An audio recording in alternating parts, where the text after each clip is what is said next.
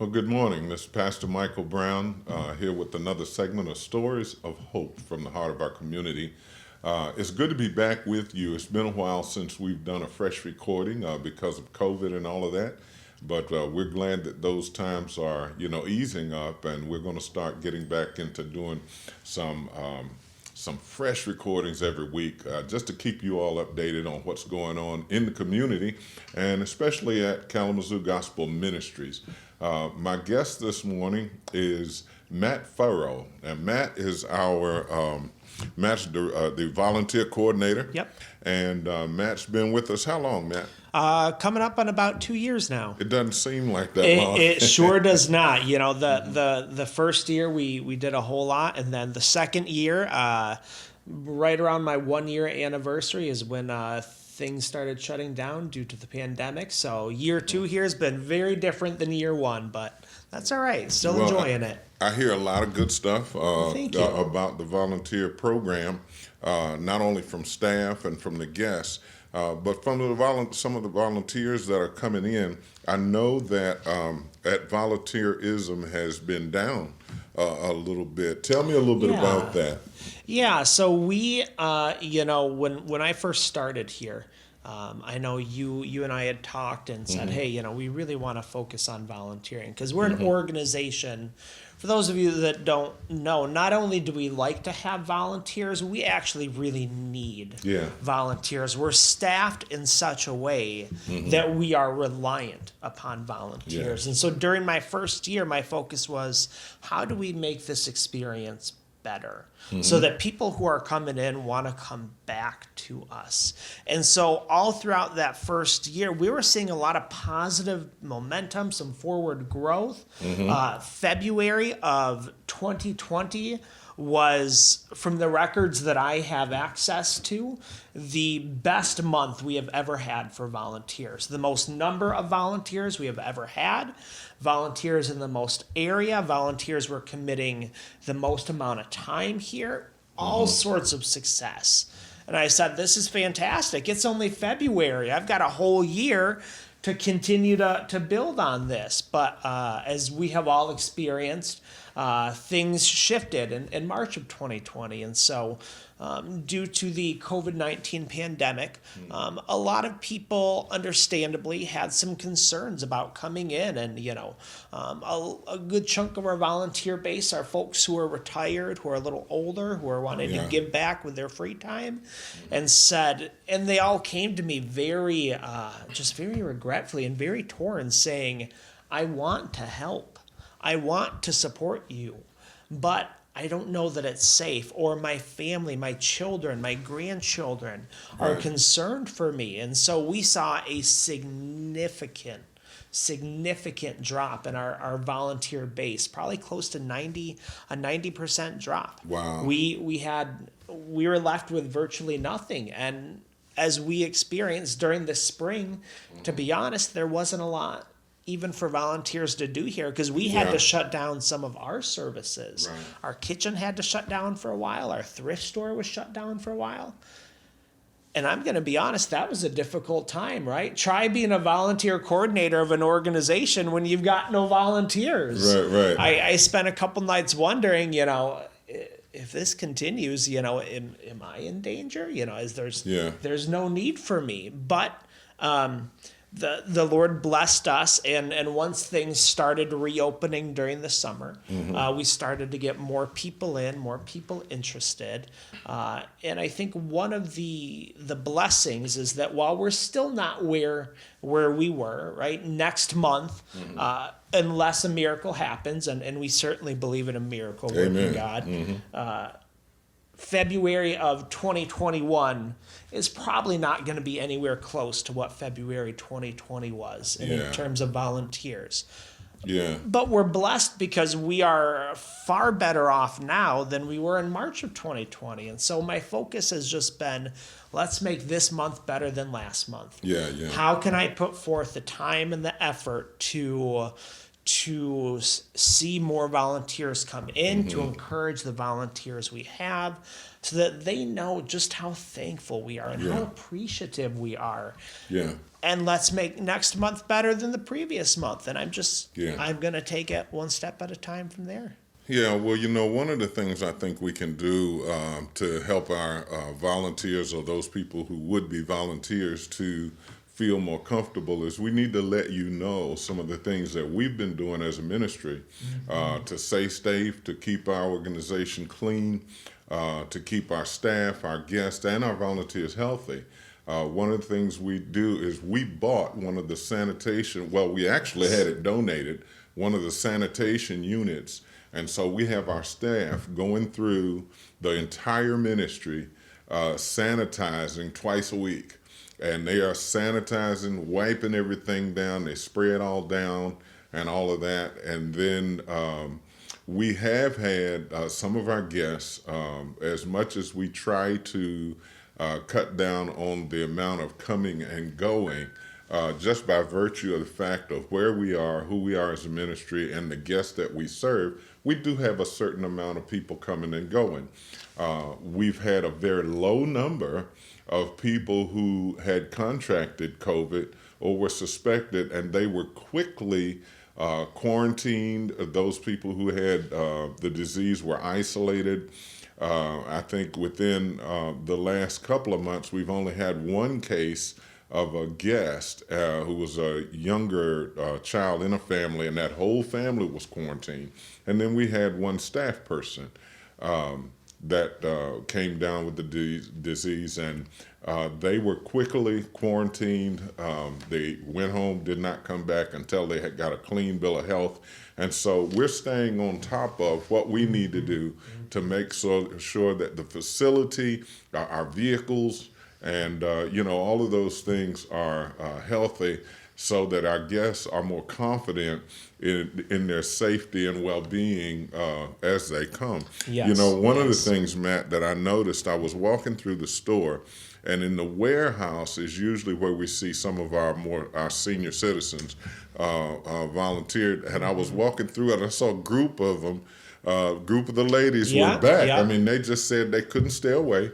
They came back, and they were in the warehouse back there. And we've had a number of volunteers to come back. So while I want you all to, I want you to be safe. I would echo what your grandchildren tell you for our seniors, what your children and your grandchildren tell you about being diligent, being safe, wear your mask, use hand sanitizer, maintain distance. At some point, we're going to have to start deciding, how do we get back to something that looks more like normal, the normal we're used to, and what we can do to stay safe. The other thing is, with the vaccines coming out and being made available a little bit more every day, if that's something that you want to pray about, whether you take the vaccine or what you want to do, my bottom line is you pray about what's healthy for you, allow God to give you peace with what you do to stay safe. But we'd love to see you take a chance, come back and partner with us. We definitely want to make sure that everything that we do keeps you safe, keeps our staff safe and our guests safe, but still serve the guests that we have, those that we have coming. So Matt, what are some of the positions that we currently have? Because I know we're still preparing meals now, but we're still doing the to-go meals, and so we're doing that to keep the numbers down in the cafeteria. So what are some of the positions that we need people in right now? Well, and that's been one of the things that I think has surprised people a little bit as I've been talking to them, is they kind of say, well, hey, when things are, open, we might be willing to help out. And I say, well, we are open. We have needs right now. Right. We're still called to serve this community. That's right. In the midst of what we are all going through as a nation right now. Yeah. And so, you mentioned the kitchen. Obviously, our food service, we're serving 3 meals every single day, breakfast, Yeah. lunch, and dinner, to those most in need and to those who are hungry in this community. And some of those meals are being served to go. There are a few select folks who are allowing to dine in as well. Right. And so due to those shifting needs, there's a lot of help getting meals ready, helping to prep and box up food.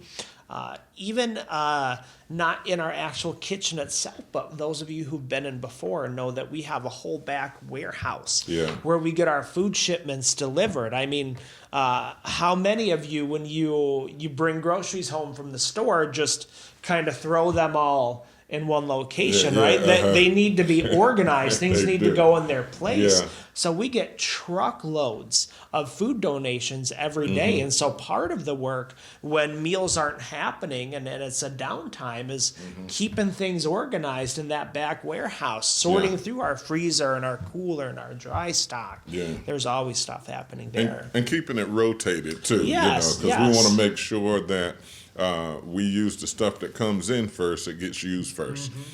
We also provide some support to some of the local food pantries, church pantries, and things like that.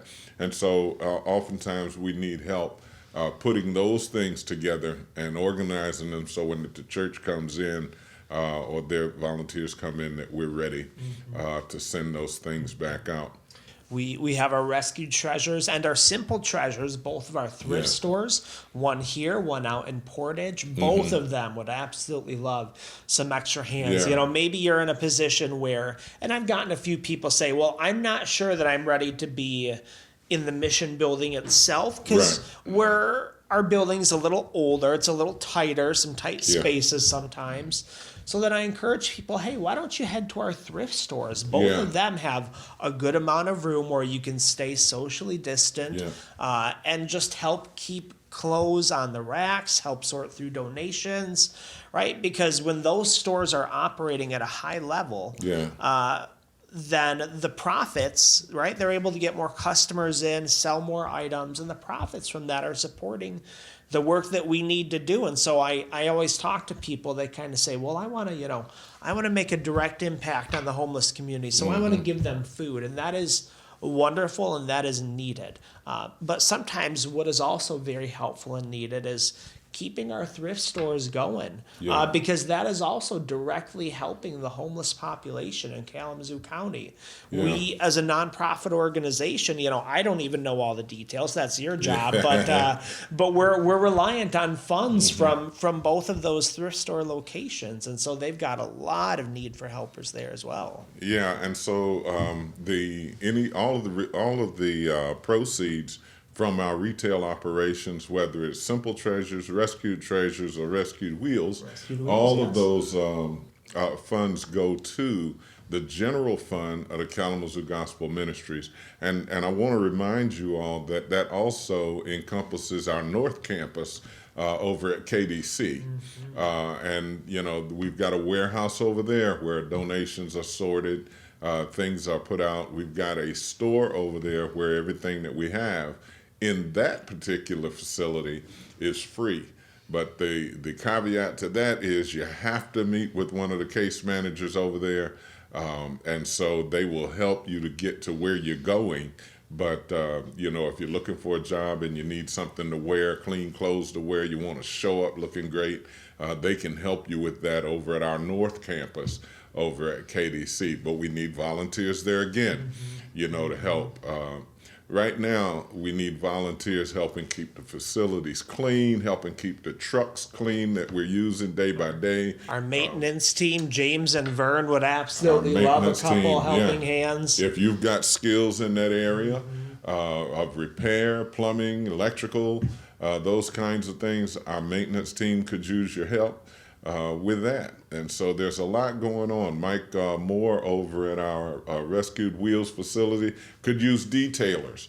And so if you're a high school student, a college student, you got yourself some extra time on your hands, or if you're a senior and you're just into that kind of thing, detailing vehicles, they would love to have some help cleaning our vehicles up and getting them ready for sale. And I can almost guarantee that from what I know about Mike Moore, the interactions I have with him daily as a coworker here, he's going to make that an enjoyable process. He's a pretty lively guy. He is, and a very friendly guy, and he loves to have fun. He's a great person, and you might just want to. He's the kind of guy that you just show up just to spend some time talking to Mike, and hearing some of the stories that he has to tell.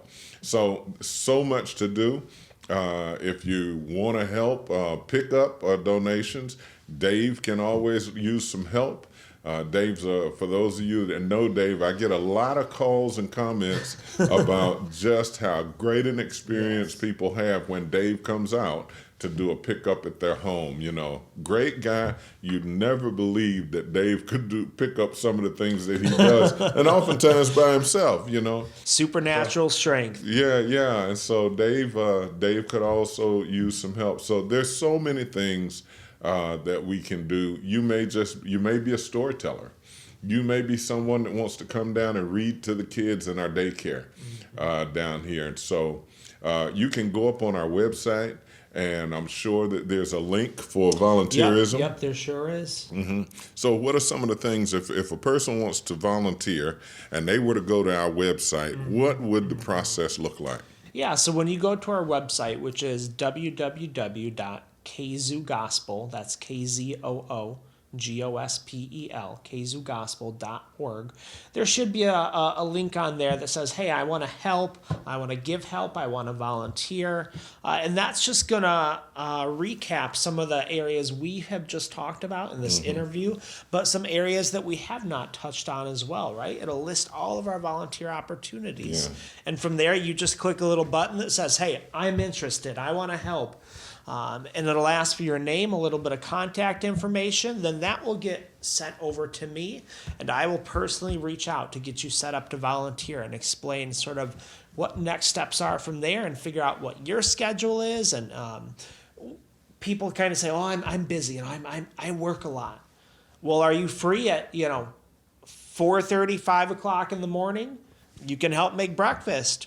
Are you free at 6:30, 7 o'clock at night? You can come and help in our shelters. Right. We've got a volunteer opportunity every single day of the week. Yeah. Pretty much from 5 a.m. until I don't know what time guests finish rolling in and check-in stops. 9 o'clock, maybe 10 o'clock at night. We've got plenty of opportunities. So don't let that be your out of, hey, I'm too busy.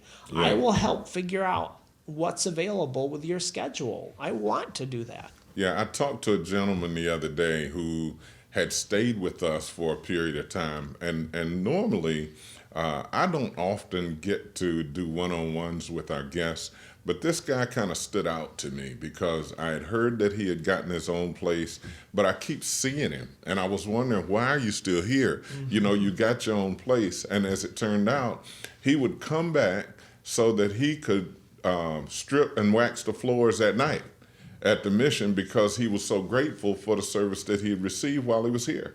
I mean, just a great guy, great attitude, but he wanted to turn around and volunteer to help where he could. And so there's a place for you, if you want to help, regardless of who you are, there's a place for you here. Now, I feel compelled to say that at this point, that Kalamazoo Gospel Ministries, I don't know if a lot of people know this. Kalamazoo Gospel Ministries is not a government-funded organization. We are a private church organization, and we are not just incorporated as a 501c3 nonprofit. We are actually incorporated as a church. We are a non-denominational church. I'm the senior pastor here, along with as president, CEO, and I have 2 other pastors on staff here at Kalamazoo Gospel. But the foundation of this organization, this ministry, is sharing the gospel of Jesus Christ through the contact we have with our guests, with our volunteers, and even with our staff. And so, if you want a great Christian experience, you want to be plugged into something that God is definitely doing in this community, come on down and be a part of our volunteer community, our volunteer partnership at Kalamazoo Gospel Ministries. The other thing I want to tell you is most people in this community know that we are having a new women and children's shelter being constructed even right now. And if you want to know what's going on with that, all you have to do is go to YouTube. And when you go to YouTube, just in your search, type in Kalamazoo Gospel Ministries, and it will take you to a link where you can see a live feed camera that will show you what's going on right now in real time.